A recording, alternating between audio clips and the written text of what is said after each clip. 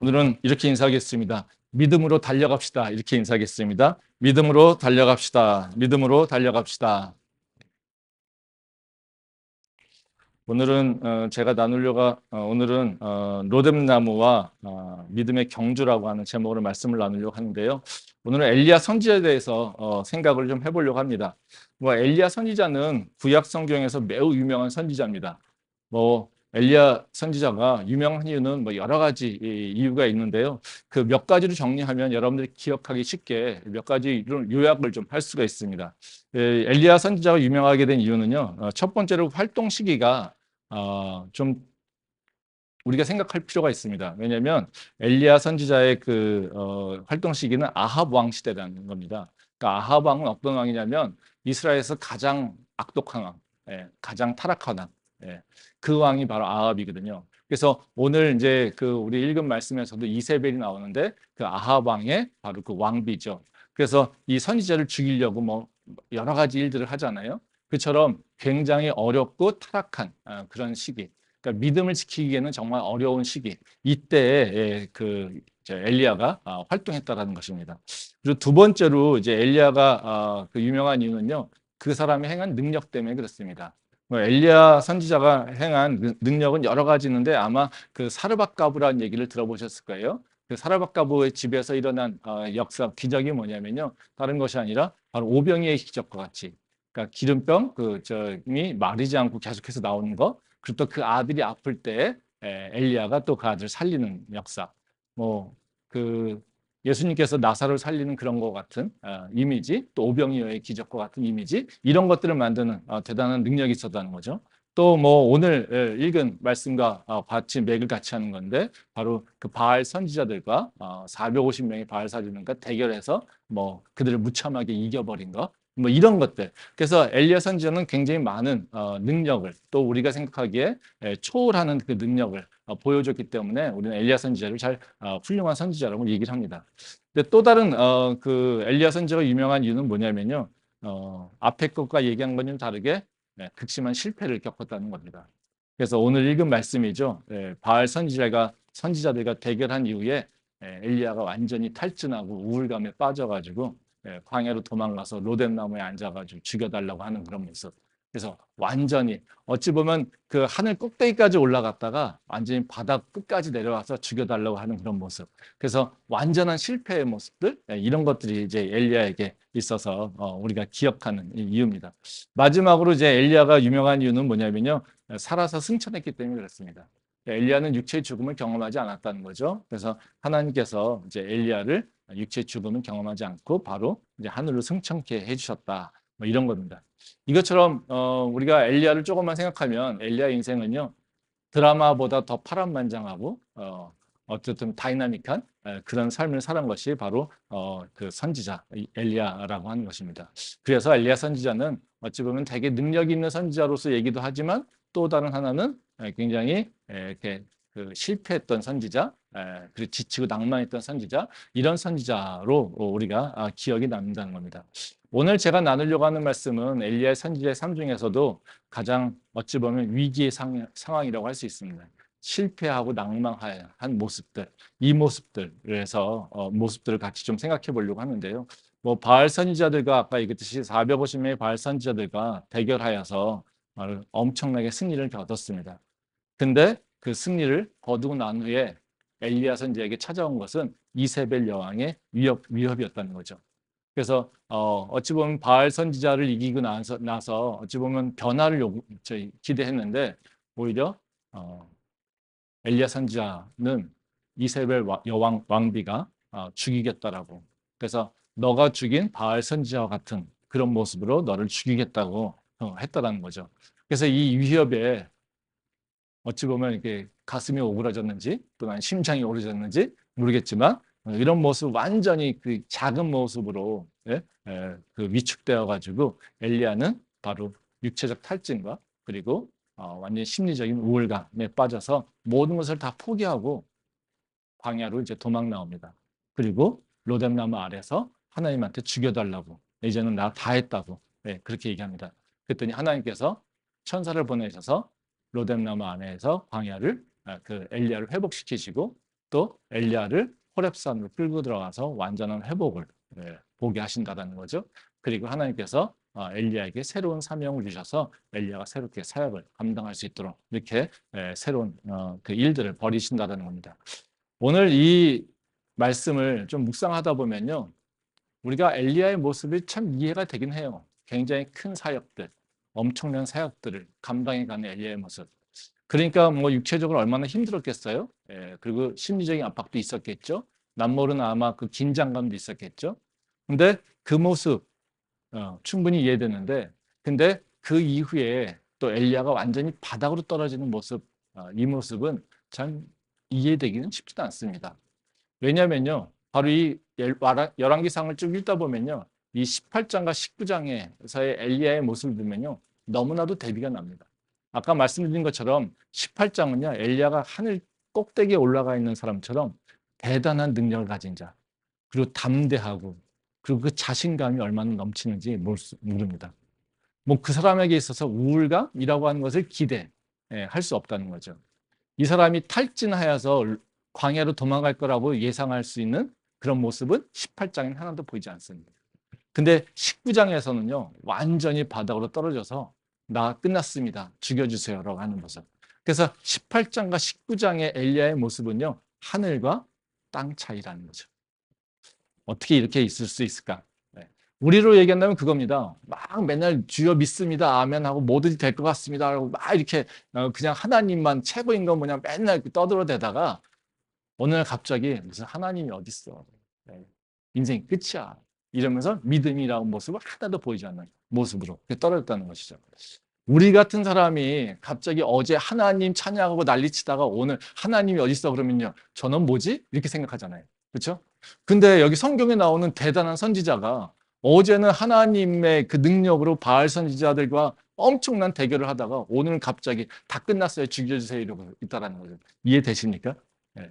잘 이해가 안 된다는 거죠. 네. 분명히 이런 변화가 일어나는 건요. 그 엘리야 속에서 가지고 있었던 신앙의 모습 또는 믿음의 모습이 있기 때문에 그렇습니다.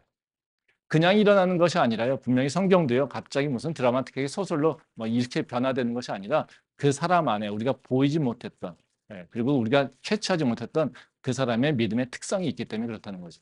왜냐하면 우리의 삶의 모습은요. 그냥 환경에 의해만 결정되는 것이 아니라 내 안에 있는 영성, 내 안에 있는 믿음에 따라서 결정되기 때문에 그렇습니다. 그래서 오늘 제가 나누려고 하는 말씀은 뭐냐면요. 엘리야가 이렇게 왜 추락하게 됐는가. 그가 가지고 있었던 믿음은 어떤 모습이었기 때문에 이길래 이렇게 추락했는가. 이것을 좀 생각해 보려고 합니다. 그리고 하나님께서는 엘리야를 회복하시는데 그 회복하시면서 우리에게 원하시는 믿음의 모습은 무엇일까? 이것을 좀 생각해 보려고 합니다. 그래서 두 가지. 하나는 엘리야의 모습을 통해서 엘리야가 가졌던 믿음의 특성들. 그리고 또 다른 하나는 하나님의 모습 속에서 바로 회복시키는 하나님의 모습 속에서 하나님이 우리한테 기대하고 원하시는 것이 어떤 것인가. 이것에 대해서 좀 생각을 좀 해보도록 하겠습니다. 첫 번째로 이제 엘리야가 이제 믿음이 좋아 보이지만 왜 무너졌는가? 그 이유를 좀 보면요. 엘리야의 그 신앙의 특성은 어떤 거였냐면 자기에게 집중돼 있다는 겁니다. 그러니까 엘리야가 믿음을 갖고서 하나님 막 따라가고 있지만 사실은요 엘리야가 바라보고 있었던 건 뭐냐면요 나를 봤다라는 거죠. 그게 엘리야의 모습이라는 겁니다.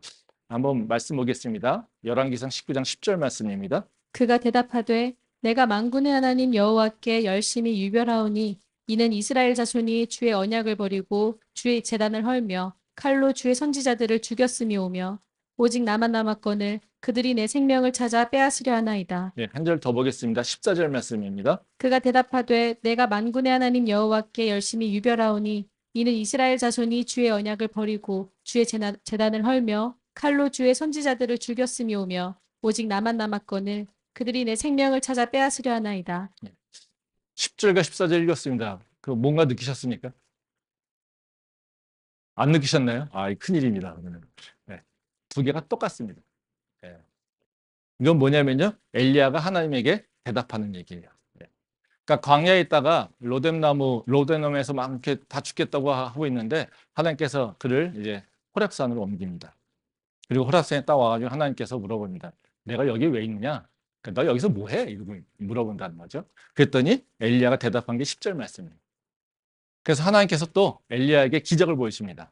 바람을 일으키시고 불을 일으키시고 뭐 이 지진도 일으키시고 그러면서 세미한 음성으로 하나님께서 엘리야에게 말씀하십니다. 그리고 또 물어보세요. 너가 왜 여기 있느냐? 이렇게 얘기한다. 그것에 대한 대답이 또 14절 말씀입니다. 그러니까 엘리야가 완전히 탈진해가지고 와 있는 모습에 내가 왜 여기 있어 그랬더니 이 10절 말씀인 거죠.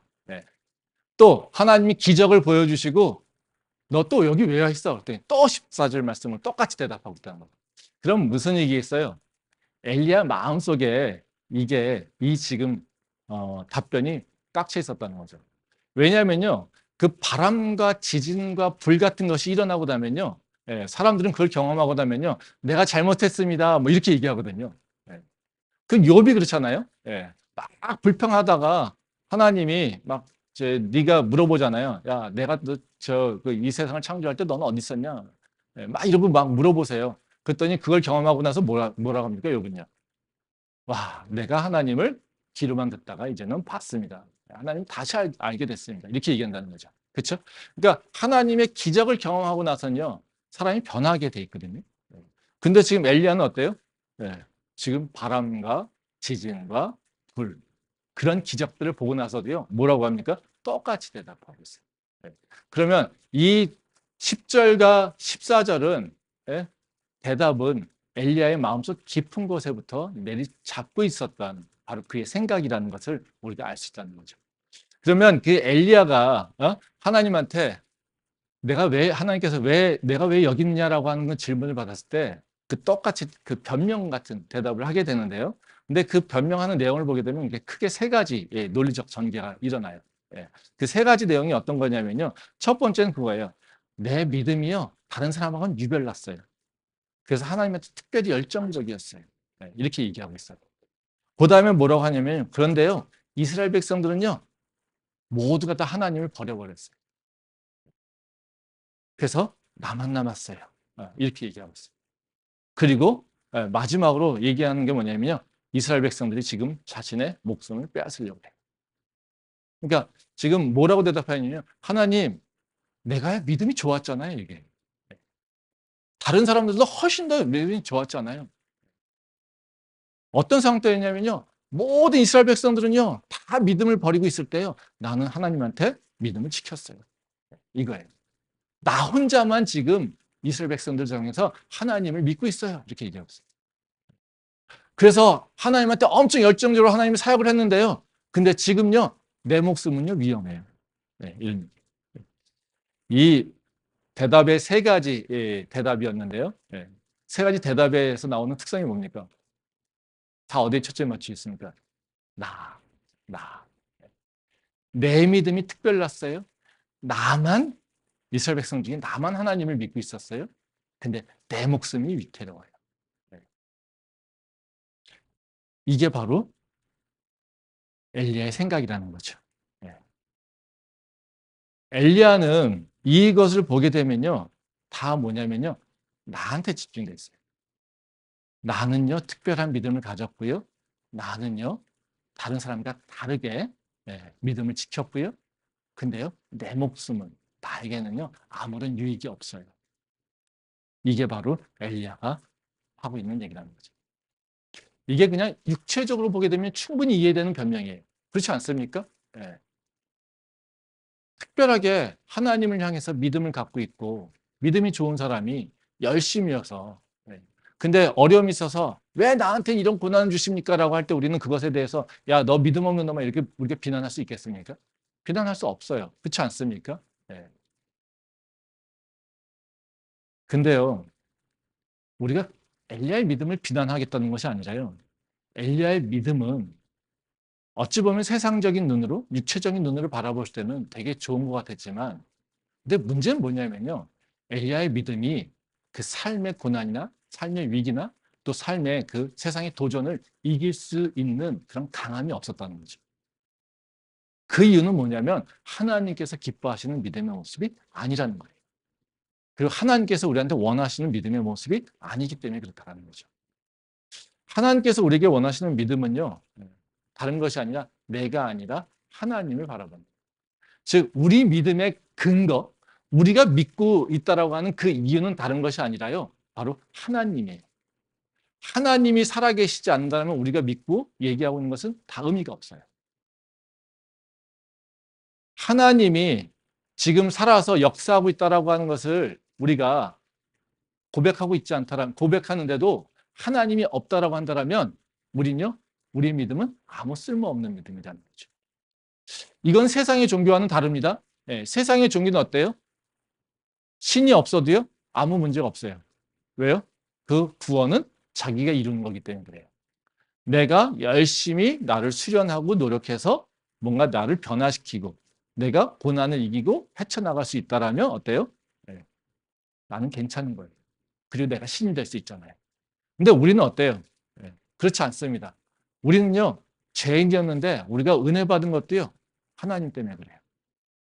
우리가 구원받은 것도요, 하나님 때문에 그래요. 우리가 소망을 갖는 이유도요, 하나님 때문에 그래요. 우리가 잘해서 그런 것이 아니라 다 하나님 때문에 그렇죠. 그러니까 하나님께서 우리를 사랑하셔서 예수님을 우리에게 보내주시고 그 예수님께서 우리를 위해서 십자가 달려 죽으심으로 우리가 죄를 용서받았잖아요. 그리고 예수님께서 우리를 위해서 똑같이 십자가에서 죽음에서 일어나셨기 때문에 그 부활을 보여주셨기 때문에 우리도 그 부활에 참여할 수 있다고 하는 믿음이 생겼잖아요.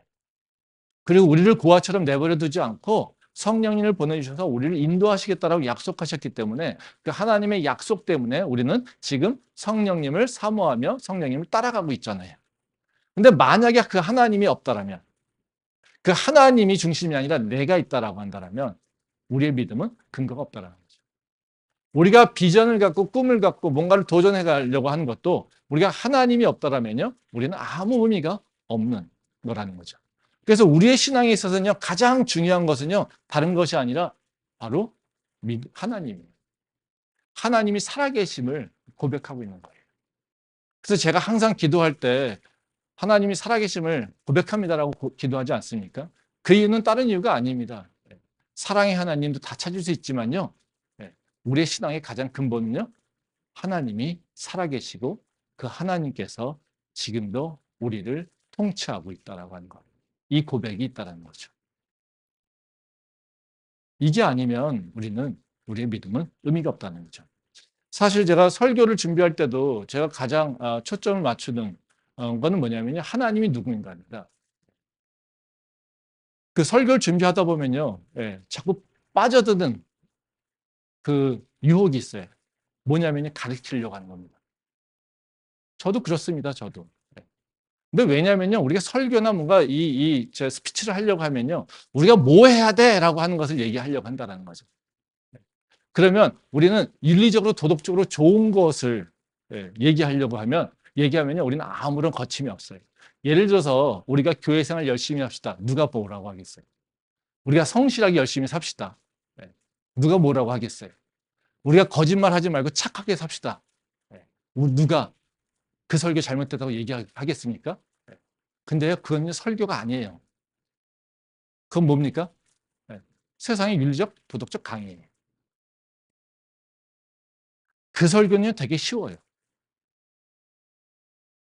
근데요, 제가 항상 고민하는 건 뭐냐면요, 그 전에 이것 자체가 문제가 있는 것이 아니라 그 전에 일어나야 되는 건 뭐냐면요, 하나님은 어떤 분이신가라는 거예요. 하나님께서 우리에게 무엇을 행하셨는가? 이게 근거가 돼 있어야 돼요. 재밌는 얘기가요, 하나님은요, 우리한테 착하게 살라고 얘기하지도 않아요. 놀랍지 않습니까? 한번 성경 찾아보세요. 하나님이 너희한테 착하게 살라고, 우리한테 착하게 살라고 얘기하시는지, 있는지. 하나님이 우리한테 착하게 살라고 요구하는 것이 아니라요, 하나님은 하나님의 선함을 따라가라고 얘기합니다. 이게 다른 거가, 똑같은 것 같지만 완전히 다른 얘기예요. 선함이라고 하는 것을요, 그냥 얘기할 때는 세상 사람들 선함은 뭐예요? 윤리 도덕적 기준이에요. 근데 성경은요, 착하게 살아라 이렇게 얘기하는 것이 아니라 하나님의 선하심을 따라서, 예수님의 그 행동을 따라서 이렇게 얘기하고 있어요. 그러니까 우리한테는 가장 중요한 건 삶의 기준이나 삶의 그 원칙들은 다 어디에 있냐면요, 하나님이 어떤 분이냐라는 거예요. 그래서 저도 설교할 때 가장 중요하게 찾고 있는 것들, 이런 것들은 뭐 되어 있냐면요. 먼저 고백하고 있는 건 뭐냐면 하나님이 누구시다라는. 그래서 우리는 하나님이 말씀하신 걸 통해서 하나님의 성품을 알고, 하나님이 행동하시는 걸 통해서 하나님의 의사결정하는 과정을 알게 되고, 하나님의 약속을 가지고 우리는 하나님의 향해서 소망을 품는 거예요. 그래서 우리는 성경을 볼 때마다 바로 하나님이 우리한테 뭘 가르치고 있지, 하나님께서 우리한테 뭐를 행동하고 있지, 하나님이 우리한테 뭘 약속하고 있지, 이것을 찾아내는 거예요. 그리고 그걸 따라서 내가 살아가는 거예요. 왜? 예, 하나님이 우리의 믿음의 기본이니까. 그거 없이는 우리의 믿음이라고 하는 거는 아무 쓸모없는 겁니다. 이겁니다. 근데 사실은 설교를 많이 듣다 보면요, 이 부분이 빠져 있는 경우가 있어요. 예, 뒷부분만 있는 경우가 꽤 많아요. 여러분들 유튜브에서 설교 많이 듣지 않습니까? 좋은 얘기 되게 많아요. 예, 근데 분명하게 구분할 줄 알아야 돼요. 예, 좋은 얘기는요, 우리를요, 즐겁게 하거나 감동시킬 수 있지만요, 때로는요, 좋은 얘기로 우리를 올가맬 수 있어요. 그래서 우리가 해야 될 일을 잘 판단하지 못한다는 거죠. 지금처럼 말씀이 굉장히 홍수처럼 쏟아질 때 중요한 건 뭐냐면요, 우리 신앙이 어디에 중심이 있어야 되는지 생각하셔야 돼요. 좋은 말, 바른 말 하기는 쉽습니다. 그건요, 잘 표현만 하면요, 누구든지 할 수 있어요. 왜 제가 성경에 맨날 같이 집중하는지, 왜 본문에 이렇게 집중하는지, 그 이유는 다른 것이 아니에요. 우리가 찾는 건요, 좋은 말, 세상적으로 인정받는 말, 이 말을 찾는 것이 아니라요, 우리가 찾는 것은요, 하나님이 누구냐라는 거예요. 그래서 우리의 신앙은 어디에 있어야 되냐면요, 바로 하나님이 누군가라고 하는 거예요. 지금 엘리야가 믿음을 찾는, 그 믿음을 잃어버리고 위기를 겪는 이유, 이건 뭡니까? 다른 이유가 아니에요. 지금 계속 뭐만 바라보고 있습니까? 아까 얘기했듯이 나만 바라보고 있다는 거죠. 내가 믿음이 있었는데, 나는 믿음이 유별났는데, 나는 세상 사람들이 다 믿음을 놓쳐버려도 나는 믿음을 지켰었는데, 근데 나는 위기가 왔네, 나는 죽게 됐네, 이거예요. 우리는 하나님 앞에서 내가 없어져야 돼요. 나를 바라보는 것은 하나님의 말씀으로 나를 비추는 것밖에 없어요. 거기서 내가 드러날 게 아니라는 거죠. 근데 내 시선이요, 하나님이 아니라 나에게 들어오게 되면요, 어떤 게 오겠어요? 지금처럼 위기가 온다는 거예요. 탈진하게 되고요. 그리고 내가 지금 뭘 하는가, 지금 우울감이 생기게 되고요. 그리고 내가 살아야 될 이유를 모르게 된다는 거죠. 그래서 엘리야는 굉장히 능력 있는 거였지만, 능력 있는 그 선지자였지만, 바로 그 사역의 초기에는 뭘 바라보고 있었냐면요, 나를 바라보고 있었어요. 나에게 초점이 맞추져 있었고, 그렇다는 것이죠. 그래서 우리도 엘리야처럼요, 빠지지 않고, 그 탈진되지 않고, 그리고 엘리야처럼 우울감에 빠지지 않으려면요, 뭘 항상 기억해야 되냐면요, 혹시 내 신앙에서 내가 나만 바라보는 그런 모습으로 떨어지지는 않았나. 나를 자꾸 점검해야 돼요. 우리는요, 근데 문제는 뭐냐면요, 우리는 살다가 보면요, 다 뭐에 집중하게 됩니까? 나에게 집중하게 됐어요. 하나님이 아무리 중요하다 하더라도요, 우리는요, 하나님보다 내가 먼저일 때가 너무 많아요. 그리고 나를 평가할 때도요, 하나님이 나에 향한 약속들, 이런 것들 알고 있지만요, 뭘 봅니까? 다 내 현재의 모습을 보고 판단하는 경우가 많아요. 이럴 때 우리는 위기가 온다는 거죠. 그러면 그런 위기가 올 때 우리는 자꾸 해서 나에서 나를 바라보는 내 시선에서 하나님을 바라보는 시선으로 바뀌어가야 돼요. 그러면 그게 문제죠. 내 영성이 또는 내 믿음이, 예? 나를 향하고 있을까? 아니면 하나님을 향하고 있을까? 이걸 판단해야 되잖아요. 그렇죠? 예. 그래야 나를 평가할 수 있잖아요. 근데 생각해 보세요. 맨날 나를 생각하고 있는데 갑자기 나를 돌아본다고 해서 아, 내가 지금 하나님을 놓쳐버리고 나를 보고 있구나, 이렇게 생각할 수 있겠습니까? 아니, 그런 생각이 잘 안 나와요. 네. 그런 생각 들지 않습니다. 왜요? 기준점이 없어졌기 때문에. 네. 근데 나를 바라보는 신앙의 관점, 신앙이 있을 때, 그 시선이 나를 향해 갈 때 일어나는 특징들이 좀 있어요. 오늘 이 엘리야가 잘 보여주고 있습니다. 엘리야의 특징을 보게 되면요, 딱 두 가지로 이렇게 우리 요약할 수 있어요. 예. 나를 바라보는 신앙이 언제냐면요, 어떤 상태냐면요, 내 마음속에 자꾸 비교하게 된다는 거예요. 예. 그러니까 다른 사람과 나를 자꾸 비교하기 시작한다는 거예요. 그러니까 내가 살면서 자꾸 다른 사람과 비교해요. 그럼 뭐예요?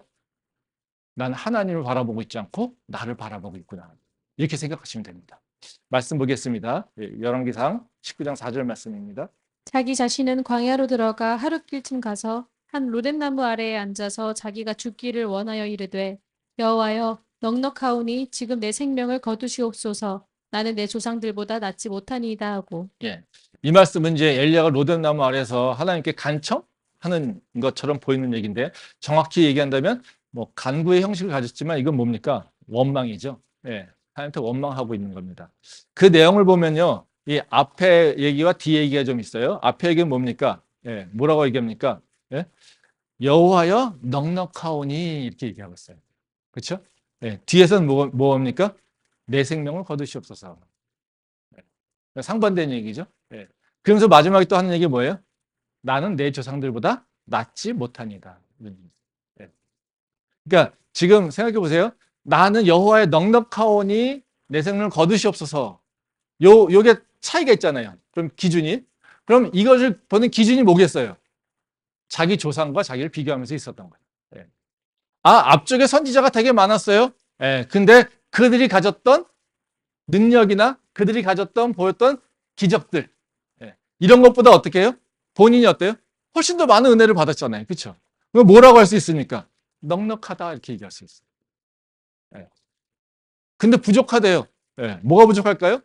예. 나도 지금 도망가 있는 모습 보니까 어떻게 해요? 나도 그들과 별 차이 없었다는 거죠. 그래서 어떤 거예요? 자기가 열심히 사역할 때는 내가 앞에 있는 선지자 또 다른 이스라엘 백성들보다 훨씬 더 어떻게 해요? 조상들보다 믿음이 좋은 사람으로 생각했다는 거예요. 능력이 있다고 생각했다는 거예요. 근데 내가 지금 이세벨에게 쫓겨나서 있는 모습들 보니까 나도 그들과 똑같은 모습으로 저 이스라엘 백성들을 변화시키지 못해. 내 능력은 안 돼. 이렇게 생각하고 있다는 거예요. 그러면 결국에는 지금 뭐예요? 넉넉하고 그렇지만 쓸모가 없어요 라고 하는 일은 뭡니까? 계속해서 엘리야는 자기와 그 선조의 조상들, 믿음의 선조들을 계속해서 비교하고 있었다는 거죠. 야, 나는 다른 선보다 낫지. 그래, 모세까지는 아니어도 그래도 내가 대등하지. 예? 여호수야? 여호수아 그 정도는 나도 더 이상 할 수 있지. 예. 사사들? 기드원? 내가 그보단 좀 낫지. 예. 뭐 이러면서, 예. 그래서 나는 바알의 모든 선지자를 다 쳐부수고 내 그 기적을 통해서 바로 이스라엘 백성들이 하나님께 돌아오게 될 거야. 뭐 이런 기대를 했던. 근데 안 된다라는 거죠. 자기는 특별하다고 생각했던 거예요. 근데 자기의 모습은 아무런 의미가 없다라는 거죠. 그러니까 우리가 자꾸 나 자신을 다른 사람과 비교하잖아요. 예. 그러면 우리는 하나님한테 나갈 수가 없어요. 그리고 하나님과 관계가 자꾸 깨집니다. 왜 그러겠어요? 나 자신을 다른 사람하고 비교하기 시작하면요, 하나님한테는요, 감사와 은혜를 고백하기보다는요, 원망밖에 나오지 않아요. 그렇지 않겠어요? 네. 우리가 쉽게 생각하면 그런 거 아닙니까? 나는 열심히 기도하고 교회 다니는데 내 친구는 교회도 안 다니고, 예? 하나님 믿지도 않은데 잘 나가요. 예. 우린 그 모습 보면서 어떻게 비교하기 시작하면 하나님이 와 좋으신 하나님, 와 나를 사랑하신 하나님, 나를 정말로 눈동자같이 지키신 하나님 이렇게 고백됩니까? 안 되죠. 하나님 저 인간은 뭐예요? 그러다 어떻게? 하나님 당신은 뭐예요? 나한테 뭘 약속하고 있죠? 우리는 이렇게 불평하고 원망할 수밖에 없다는 거죠. 비교하는 것은 하나님의 성품하고 맞지 않아요. 하나님은요, 우리한테 비교하라고 얘기하지 않고 우리를 평가할 때도요, 누군가하고 비교하지 않아요. 말씀 보겠습니다. 마태복음 18장 1절부터 4절 말씀입니다. 그때에 제자들이 예수께 나와 이르되 천국에서는 누가 크니이까? 예수께서 한 어린아이를 불러 그들 가운데 세우시고 이르시되 진실로 너희에게 이르노니 너희가 돌이켜 어린 아이들과 같이 되지 아니하면 결단코 천국에 들어가지 못하리라. 그러므로 누구든지 이 어린아이와 같이 자기를 낮추는 사람이 천국에서 큰 자니라. 예. 이건 예수님이 이제 제자들이 이 질문에 대한 답하는 거죠. 제자들이 와가지고 예수님한테 천국에서 누가 큰 자입니까? 예. 천국에서 누가 잘 나갑니까? 예전에 제가 그 천국 갔다 오신 분 책이라고 해서 누구한테 받아가지고 들었더니 천국에도 이 저 강남 사는 사람이 있고 저기 뭐 강북 사는 사람이 있고 저기 뭐 용인 수지 사는 사람이 있고 저 지방 사는 사람이 있고 이렇게 얘기를 한다고 그러더라고요. 그래서 제가 거짓말이라고 했습니다. 하나님은 그렇게 평가하지 않아요. 하나님은 우리에게 비교하지 않아요. 지금 제자들이 뭐라고 합니까? 누가 큽니까? 하니까 예, 낮아져야죠. 이렇게 얘기하면서. 이건 무슨 얘기냐면요. 왜 비교하니? 아무 쓸모없는 얘기인데 그거라는 거죠. 하나님은 우리에게 있어서요. 우리만 봐요. 나를 향하신 계획이 있는 거죠. 하나님이 모든 사람 속에서 그 중에 하나 이렇게 보지 않아요. 하나님이 관심 있는 건요. 나에게 구원이에요. 한 영혼 한 영혼이 구원되길 원하는 거예요. 그게 하나님께서 원하시는 거예요. 근데 그러면 하나님께서 나를 구원하시면서 야 너는 저처럼 변화해야 되지 않겠냐? 쟤처럼 좀 능력이 있어야 되지 않겠냐? 이렇게 얘기하면서 우리를 구원하시겠습니까? 그러면서 우리를 인도하시겠습니까? 그렇지 않다는 거죠. 하나님이 아브라함의 하나님, 이삭의 하나님, 야곱의 하나님이라고 얘기하면서 그 이스라엘 백성들에게 아브라함을 닮아가라고 합니까? 아브라함처럼 믿음이 있으라고 얘기합니까? 아니요. 아브라함의 하나님, 이삭의 하나님, 야곱의 하나님 얘기할 때 뭘 항상 얘기합니까? 그들도 내가 구원했잖아. 그들을 내가 구원하듯이 내가 너희도 구원할 거야. 이렇게 얘기하고 있다는 거죠. 이건 무슨 얘기예요? 그들은 아무 쓸모 없어. 야, 그들은 얼마나 죄졌니? 얼마나 모자라니? 그런 조상들도 내가 구원했잖아. 야, 그들 얼마나 믿음이 없었니?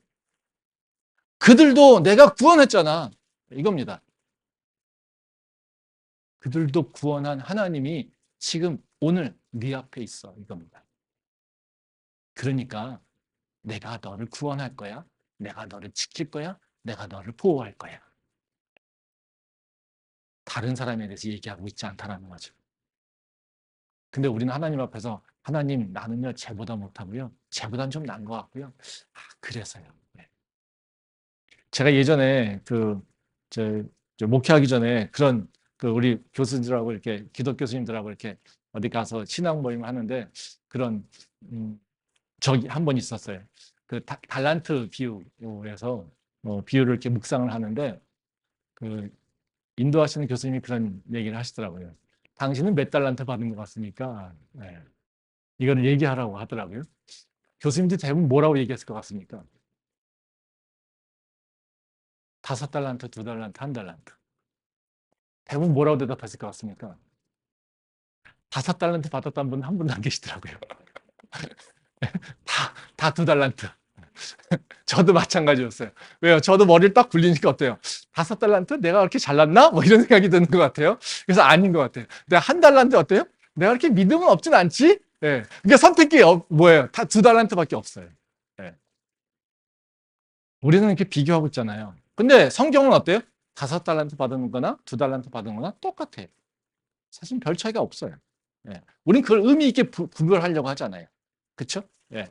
하나님께서 5달란트, 2달란트를 차별하고 줍니까? 성경에 그런 얘기가 나오지 않아요. 5달란트 준 이유는 너가 뭔가 믿음이 좋고 너 여태까지 경험이 많으니까 네가 시니어리티가 있으니까 넌 5달란트 줄게. 너는 중간자지? 그러니까 넌 2달란트 줄게. 너는 좀 이제 신입이지? 그러니까 1달란트 줄게. 이렇게 얘기하십니까? 그렇게 얘기하지 않아요. 그렇죠? 네. 뭐예요? 그냥 주어진 거예요. 그리고 뭐만 평가하십니까? 너가 그걸 가지고 어떻게 행동했느냐 이것만 보는 거잖아요. 5달란트 받은 사람이 5달란트를 남겨왔어요. 2달란트 받은 사람이 2달란트를 남겨왔어요. 예. 그러면 누가 더 잘한 거예요? 평가가 좀 애매하죠. 수익률 따지면 똑같이 100%니까. 그렇죠? 네. 근데 우린 절대양으로 기여한 건 뭐예요? 5달란트 받은 거. 그럼 5달란트 받은 사람한테 되게 칭찬해야 되는 거예요. 하나님은요, 5달란트 받은 사람이나 2달란트 받은 사람을 비교하지 않고 동일하게 칭찬해요. 하나님은 비교하지 않으신다는 거예요. 우리는 하나님 앞에서 딱 한 가지 원칙밖에 없어요. 믿음이 있냐 없냐 이거예요. 그거 말고는 없어요. 근데 그거 이외의 것은 내가 하나님한테 들고 나올 리가 없다라는 거예요. 그러니까 내가 하나님께서 나를 다른 걸로 평가하거나 다른 사람들과 비교하지 않겠다는데 굳이 왜 내가 평가하는 존재는 나에게 믿음만 가지고 얘기하겠다는데 우리는 왜 자꾸 하나님 앞에 다른 요소들 가지고 이걸로 평가받고 싶다고 얘기하냐는 거죠. 그는 하나님의 말씀과 맞지 않는다는 거예요. 그러니까 우리가 비교해서 다른 사람과 나를 자꾸 비교하는 그 생각이 들어오면요. 그건 누구의 얘기입니까? 성령의 얘기일까요? 아니죠. 예. 우리를 무너뜨리려고 하는 사단의 유혹이라는 겁니다. 그걸 조심하셔야 됩니다. 그래서 비교가 들어오면요. 내가 지금 뭘 보고 있지? 라고 하는 생각으로 다시 내 믿음을 돌이켜야 됩니다. 두 번째 특징은 뭐냐면요. 이 엘리야를 통해서 보여주는 그 나의 관점을 보는 나를 바라보는 신앙의 특성은 뭐냐면요. 단기적 성과에 되게 집중한다는 겁니다. 내 사역과 나의가 누리고 있는 결과 이 두 개를 아주 단기적으로 비교하면서 평가하고 있다는 거죠. 말씀 보도록 하겠습니다. 열왕기상 19장 1절부터 3절 말씀입니다. 아합이 엘리야가 행한 모든 일과 그가 어떻게 모든 선지자를 칼로 죽였는지를 이세벨에게 말하니 이세벨이 사신을 엘리야에게 보내어 이르되 내가 내일 이맘때에는 반드시 내 생명을 저 사람들 중 한 사람의 생명과 같게 하리라. 그렇게 하지 아니하면 신들이 내게 벌 위에 벌을 내림이 마땅하니라 한지라. 그가 이 형편을 보고 일어나 자기의 생명을 위해 도망하여 유다에 속한 베엘세바에 이르러 자기의 사환을 그곳에 머물게 하고 예. 이제 이 말씀은 엘리야가 왜 광야로 도망갔는지 그 상황을 보여주고 있는 거예요. 그러니까 바알이 18장에 보면 바알의 그 선지자들과 대결해서 이긴다라는 거죠. 그래서 이스라엘 백성들이 바알의 선지자를 다 죽여버렸어요. 예. 그러고 나는데 그러면 엘리야는 뭘 기대하겠습니까? 이스라엘 백성들 사이에 하나님을 찬양하고 엘리야를 찬양하고 그렇죠? 네. 아합 왕도 그리고 이세벨도 하나님을 경외하며 엘리야 선지자를 불러다가 와 당신이 진짜 선지자네요 이러면서 만찬을 베풀어야 되고 이런 게 스토리 아니겠습니까? 네. 이런 게 기대한 거 아니겠어요? 네. 근데 지금 상황이 어때요? 엘리야의 기대랑은 전혀 다르게 가고 있다는 거죠. 이세벨이 듣고 화가 났어요. 네. 그래서 어떻게 해요? 저 바알 선지자 같이 저 엘리야도 죽여야 돼. 네. 이렇게 얘기하고 있다는 거죠. 그 이세벨의 얘기를 듣고 어떻게 해요? 네. 자기 생명, 그 3절에 보면 그가 이 형편을 보고 일어나 자기의 생명을 위해 도망한다. 이렇게 얘기했어요. 즉 이세벨의 얘기, 그 돌아가는 상황을 보고서 내 생명이 위협받겠네? 그리고 도망가고 있다는 거죠. 그렇죠? 네. 그러면 다시 말하면 엘리야는 자기가 기대했던 것과 다른 방향으로 지금 상황이 전개되고 있다는 거예요. 그리고 그것 때문에 자기의 목숨을 피해서 가고 있다는 거죠. 그러면서 무슨 생각이 들었겠습니까? 이게 뭐지? 네. 그렇죠? 네. 내가 열심을 다했으면 뭔가 좋은 게 와야지. 내가 열심을 다했는데 좋은 게 온 것이 아니라 나는 죽을 위협에 빠져 있어요. 죽음의 위기에 빠져 있어요. 그러면 엘리야의 마음속에 무슨 생각이 들겠습니까? 하나님은 뭐지? 그럼 내가 앞으로 무슨 사역을 할 수 있지? 바알 선지자를 수백 명을 죽여서 뭐해? 수천 명을 죽인다 하면 저 이세벨은 더 길긴 낫을 텐데. 엘리야에게 남는 건 뭡니까? 지금 이 사건을 보게 되면요. 아무것도 남는 게 없어요. 엘리야가 기대할 수 있는 게 있겠습니까? 기대할 수 있는 것도 아무것도 없어요. 그저 뭐예요? 아무리 열심히 사역을 해도요, 남는 건 뭡니까? 죽음의 위협밖에 없어요. 그렇죠? 그러니까 기대함이 없다라는 거죠. 이것 상황을 보면서 엘리야가 하나님이 있구나라고 하는 고백을 할 수 있을까요? 하나님이 나와 함께하고 있구나라고 하는 고백을 할 수 있을까요? 하나님이 내 삶을 지금 인도하고 계시는구나 고백할 수 있을까요? 고백할 수 없어요. 뭘 보니까요? 네. 보이는 단기적 성과를 보고 있습니다. 그게 바로 우리가 하나님을 놓쳐버리게 되는 이유라는 것이죠. 이번 선교 준비하면서 이제 저희가 선교 프로그램이 그거였어요. 노방전도 하고 저기 초청 잔치하는 겁니다. 우리 집사님들 막 이렇게 그 이제 노방전도 할 때도 뭐 떡볶이 이런 거 하고 초청 잔치할 때도 음식 같은 거. 그래서 저희가 뭐 설문조사 할 때도 한류 이런 것들 이제 물어보고 이렇게 했는데 미끼가 이제 한류나 뭐 한국 음식 이런 거였죠. 그러니까 준비하실 때 막 수십 명 막 얘기를 막 하셔서 뭘 얼마를 많이 하고 이렇게 막 얘기를 하실 때 제가 옆에서 목사가 믿음이 없어서 많이 안 준비했을 것 같은데요. 이 얘기를 계속했어요. 예? 예. 왜냐하면요, 저는 경험이 있으니까 많이 안 올 거라는 거죠. 노방전도 근데 요번에 진짜 많이 왔어요. 그래서 제가 믿음이 연약함을 하나님께서 증명해 보이셨는데 제가 기대했던 것보다 훨씬 많이 왔어요. 근데 저는 보면서 뭐가 걱정됐냐면요. 우리가 노방전도 하면 막 사람들이 받아들이고 사인해주고 다 해주고 초청하니까 한국에서 와가지고 뭘 한대 막 음식 준대 막 하니까 다 와가지고 수십 명이 모였어요. 이런 거를 기대할까 봐. 왜냐면 그 기대가 있으면 그렇게 안 되면 하나님을 의심할 수 있습니다. 그게 걱정돼서 저는 계속 옆에서 그렇다고 그 얘기를 할 수 없잖아요. 옆에서 목사가 믿음이 연약해서 저는요 그렇게 많이 안 할 거라고 생각합니다. 계속 얘기한 거죠. 우리는 뭔가 육체적인 생각은 뭐냐면요. 내가 뭘 했어요? 그럼 뭐가? 그 결론이 딱 나오기를 원해요. 그 결론이 나오지 않으면요. 이것은 원인이 되질 않는 거예요. 이게 육체적인 논리는 맞습니다. 그렇죠? 이유가 있고요. 결과가 있어요. 근데 하나님의 섭리는요. 이게 없어요.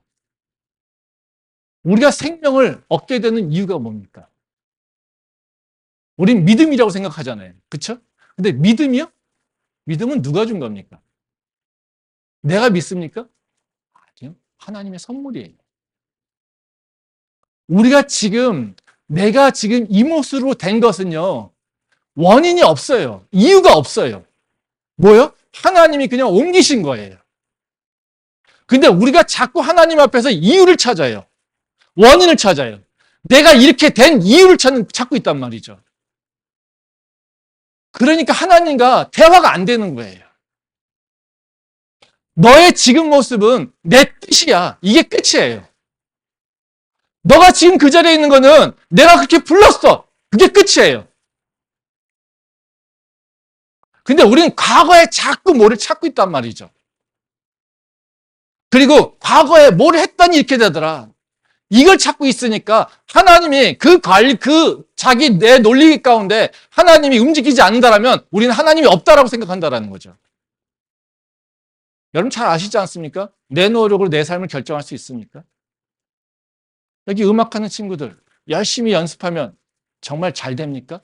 다 콩쿠르에 입상합니까?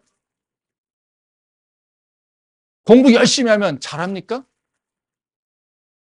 그렇지 않아요. 저도요, 죽어라고 공부해봤어요. 근데도 떨어지더라고요.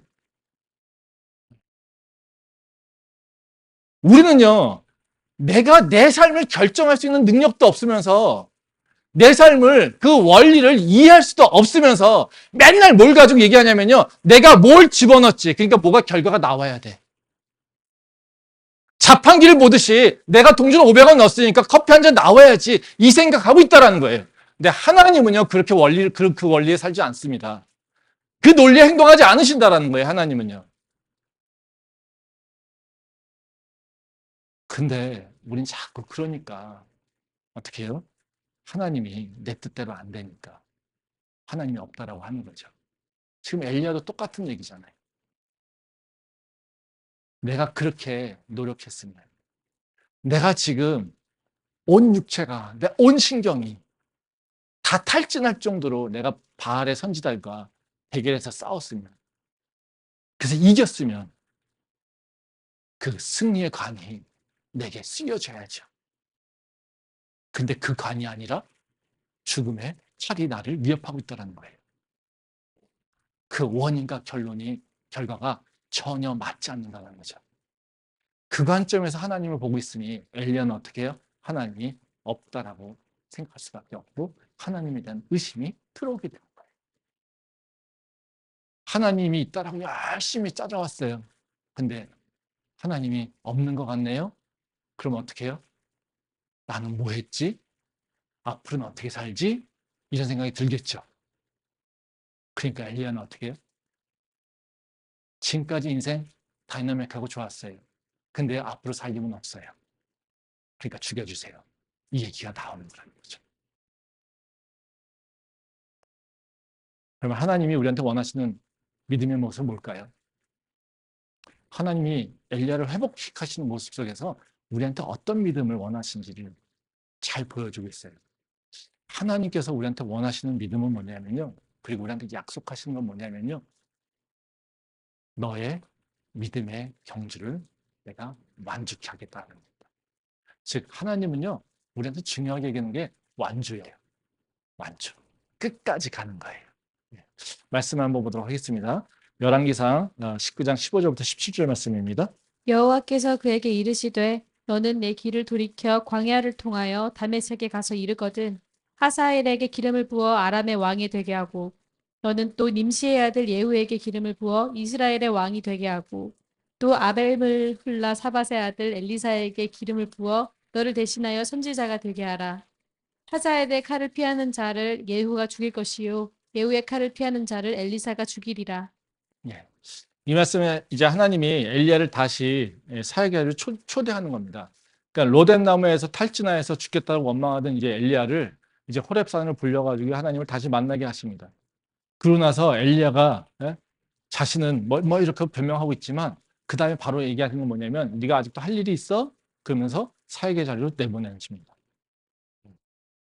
다시 말하면 하나님께서는 어떻게 해요? 엘리야를 사역자로 부르시고 끝까지 사역을 완주하게 하도록 계속해서 사역에 명령을 하신다는 거죠. 근데 이 말씀보다 더 중요한 건 뭐냐면요. 하나님이 왜 사역의 자리에 있게 하셨냐는 거죠. 그러면 이 사역의 자리는 뭐냐면요.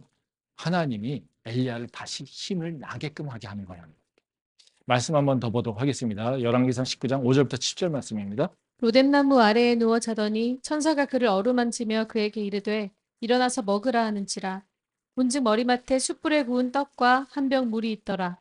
이에 먹고 마시고 다시 누웠더니 여호와의 천사가 또다시 와서 어루만지며 이르되 일어나 먹으라. 네가 갈 길을 다 가지 못할까노라 하는지라. 네. 저는 사실 이 말씀 묵상하면서 지금 이 말씀, 특히 7절 말씀이 엘리야의 사건을 통해서 우리한테 주시는 가장 은혜 있는 말씀이라고 생각이 돼요. 네. 뭐 스쳐 지나가지만요. 네. 그럽니다. 로뎀나무 아래에서 누워서 막 원명하던 자에게 하나님께서 천사를 보내시죠. 그리고 떡을 보내시고 숯불에 구운 떡과 한 병의 물이 주시는 거죠. 네. 그러면서 뭐라고 하시냐면요. 7절에 보면 그런 얘기 하십니다. 여호와의 천사가 또 다시 와서 어루만지며 이르되 일어나 먹으라 내가 갈 길을 다 가지 못할까 하노라. 천사가 뭘 걱정하고 있어요? 네가 달려갈 길을 다 가지 못할까 봐 걱정돼. 그러니까 일어나서 힘을 내서 먹어 이렇게 얘기하는 거예요. 뭐 어떤 주석가들은 이거를 호렙산까지 움직이는 거라고 얘기를 해석하기도 하는데요. 저는 이 말씀은 뭐냐면요. 그렇게 단순하게 광야에서 호렙산 가는 것이 문제가 아니라요. 인생의 그러니까 엘리야의 인생의 전부를 얘기하고 있는 거죠. 너가 지금 거기서 무너져 있으면 너가 달려갈 길 다 가지 못하잖아. 즉 하늘로 승천하는 것을 네가 보이지 못하잖아. 하나님께서 너를 통해서 이루실 역사를 네가 경험하지 못하잖아. 하나님께서 너를 향하신 그 계획을 네가 이루지 못하잖아. 그러니까 내가 너에게 떡을 주니 지금 그 떡을 먹고 일어나라는 겁니다. 지금 그 물을 마셔서 다시 일어나는 겁니다. 그래서 어떻게 해요? 네, 너가 달려갈 길 끝까지 달려가라고 얘기한다는 거죠. 이것은 하나님께서 엘리야에게 보이시는 모습을 보면 무엇을 중요시 여기는지, 엘리야에게 뭘 기대하는지를 보여주고 있죠. 하나님은 엘리야에게요, 대단한 능력이 아니에요. 뭐요? 네가 달려갈 길 끝까지 가야 돼. 이겁니다. 그래, 네가 달려갈 길 다 못 가? 내가 너에게 힘을 줄 거야. 달려갈 수 있도록. 네가 끝까지 완주할 수 있도록, 그 믿음을 끝까지 지킬 수 있도록 내가 너를 보호할 거야. 이게 하나님께서 엘리야를 통해서 보여주시는 바로 은혜의 약속이라는 겁니다. 우리에게도 똑같습니다. 믿음을 가지고 사는 거 쉽지 않습니다. 근데요, 우리가 내 모습을 바라볼 때 믿음을 끝까지 지키는 거 자신할 수 없어요. 그런데요, 우리가 하나님을 바라보고 갈 때 우리는요, 믿음이 연약한 것 같고 믿음을 잃어버릴 것 같지만, 그리고 세상을 이길 수 있는 능력도 없는 것 같지만, 그렇지만요, 우리가 하나님을 바라볼 때 우리는 하나님이 나에게 약속하신 것을 기억할 수 있어요. 그리고 세상을 이길 수 있고요, 믿음을 지킬 수 있고요, 믿음의 능력으로 세상을 이겨낼 수 있다는 거죠. 하나님은 우리가 중간에 무너지지 않길 원하십니다. 우리가 무너진다 하더라도요, 너를 일으킬 거야 라고 약속하신다는 거예요. 저는 이번 선교를 통해서 우리 교회에게 하나님께서 주시는 말씀은 바로 이 말씀이라고 생각합니다. 우리가 어찌 보면요, 선교를 통해서 아마 여러분들도 가신 분이든 가지 않으신 분이든 또 카톡방을 통해서 우리가 공유를 해서 같이 경험했을 거라고 믿습니다. 근데 우리가 이번 선교를 통해서 경험한 것은 다른 것이 아닙니다. 전도하는 것의 기쁨, 또 함께하는 것의 기쁨. 선교에서 다른 것을 우리가 원하는 것, 그 경험한 것은 아니라요. 우리가 설문조사 가지고 갔을 때 받아주고, 초청할 때 받아주고, 그걸 보면서 우리는 기뻐하고, 내가 복음을 전할까? 선교사님에게 도움을 줬다라고 하는 거예요. 그것에서 기쁨을 드려요. 함께 기도하며, 또 함께 찬양하며, 또 함께 다니면서 수다 떨며 성도 간의 교제를 통해서 기쁨이 있는 것. 이것은 어찌 보면 하나님께서 우리에게 주신 바로 엘리야에게 준 떡과 물과 동일하다는 거죠. 근데 이것을 누리는 것, 이것이 우리가 할 일은 아닙니다. 우리는 일어나야지 되는 거예요. 그리고 완주를 향해 다시 시작해야 되는 거예요. 우리가 과거에 어떤 모습이었던지 간에 그건 하나도 중요하지 않아요. 우리한테 중요한 건요, 목표 지점을 다시 보는 겁니다. 그리고 그 목표 지점을 향해서 다시 힘을 내는 겁니다. 믿음을 다시 정비하는 거라는 거죠. 그게 바로 우리가 해야 될 일이라는 겁니다. 그래서 우리가 이번 선교를 로뎀나무와 같이 기억했으면 좋겠고요. 로뎀나무에서 만났던 하나님, 그 하나님이 우리를 다시 일으켜 세우시고 또 새롭게 새 일을 시작하라고, 그리고 완주를 향해서 다시 도전하라고 하는 하나님의 바로 그 은혜를 기억하고요. 기쁨으로 이제는 세상을 향해 믿음으로 다시 일어날 수 있기를 소망합니다. 기도하겠습니다.